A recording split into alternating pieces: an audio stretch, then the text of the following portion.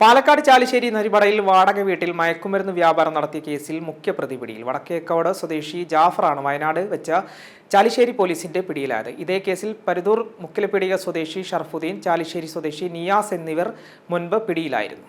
August 16-നാണ് കേസിനാസ്പദമായ സംഭവമുണ്ടായത്. Chalissery Narimada എന്ന സ്ഥലത്ത് വീട് വാടകയ്ക്കെടുത്ത് മയക്കുമരുന്ന് വ്യാപാരം നടത്തുന്നുണ്ടെന്ന വിവരത്തെ തുടർന്ന് ചാലിശ്ശേരി പോലീസും ഡാൻസ് ഓഫ് സംഘവും നടത്തിയ പരിശോധനയിലാണ് 70 ഗ്രാം MDMA-യും 3750 പാക്കറ്റ് നിരോധിത പുകയില ഉൽപ്പന്നങ്ങളും പിടികൂടിയത്.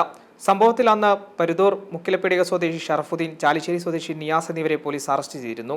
ഇവരിൽ നിന്നുമാണ് വീട് വാടകയ്ക്കെടുത്തതും മയക്കുമരുന്ന് വ്യാപാരത്തിന്റെ മുഖ്യ സൂത്രധാരനും തൃശൂർ വടക്കേക്കാട് സ്വദേശി ജാസിർ ആണെന്നും മനസ്സിലായത്. വീട്ടിൽ വച്ച് MDMA ചെറു പാക്കറ്റുകളിലാക്കി ആവശ്യക്കാർക്ക് എത്തിച്ചു നൽകി വിൽപ്പന നടത്തുകയായിരുന്നു ഇവരുടെ പണി.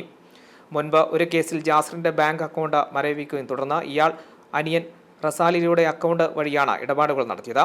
ഇത് കണ്ടെത്തിയ പോലീസ് അനിയൻ റസാലിനെയും അറസ്റ്റ് ചെയ്തു. കൂട്ടാളികൾ പിടിയിലായതറിഞ്ഞ ജാസിർ അന്നു മുതൽ ഒളിവിലായിരുന്നു.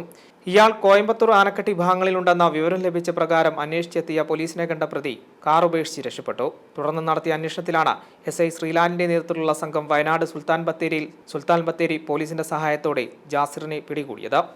M5 news, Palakkad.